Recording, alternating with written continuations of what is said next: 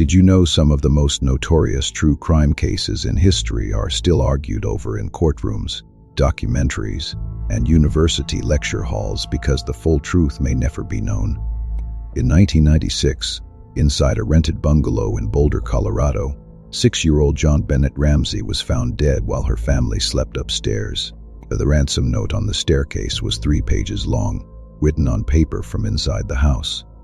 Her father, John Ramsey, a technology executive, and her mother, Patsy, a former pageant contestant, insisted an intruder had slipped in during the night. Detectives disagreed on everything: entry points, handwriting analysis, the timeline of events. Grand juries convened and dissolved. No one was convicted.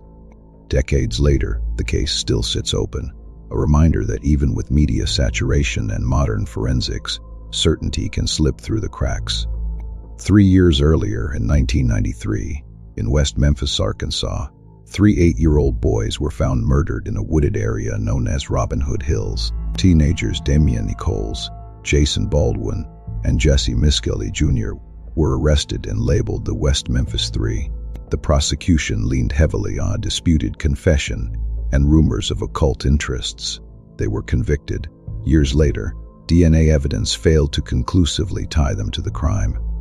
In 2011, after 18 years behind bars, they entered Alford pleas, legally acknowledging the state had enough evidence to convict while maintaining innocence. The real perpetrator was never definitively identified. In 2007, in Perugia, Italy, British student Meredith Kirker was killed in her apartment. Her roommate, Amanda Knox, and Knox's boyfriend, Raffaele Solicito, were convicted, then acquitted, then convicted again, then finally cleared by Italy's highest court in 2015. Another man, Rudy Wade, was convicted separately. The shifting verdicts turned the case into a global spectacle. Each courtroom decision seemed to rewrite the narrative. For Meredith's family, the headlines never translated into closure. And then there was 1978 Chicago. John Wayne Gacy, a local contractor who performed as Pogo the Clown at community events, was arrested after a young employee disappeared. Beneath his crawlspace, investigators uncovered the remains of 33 young men and boys.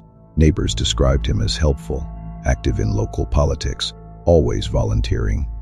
The horror was not hidden in some distant wilderness. It was embedded in normalcy, reinforced by trust.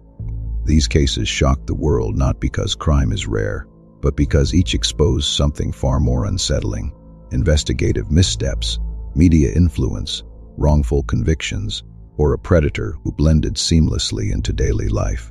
Courtroom drama played out like theater, but the consequences were permanent. Some files remain open, some verdicts remain disputed, and in quiet archives, evidence boxes still gather dust, proof that even in the most infamous cases, the final chapter may not have been written yet.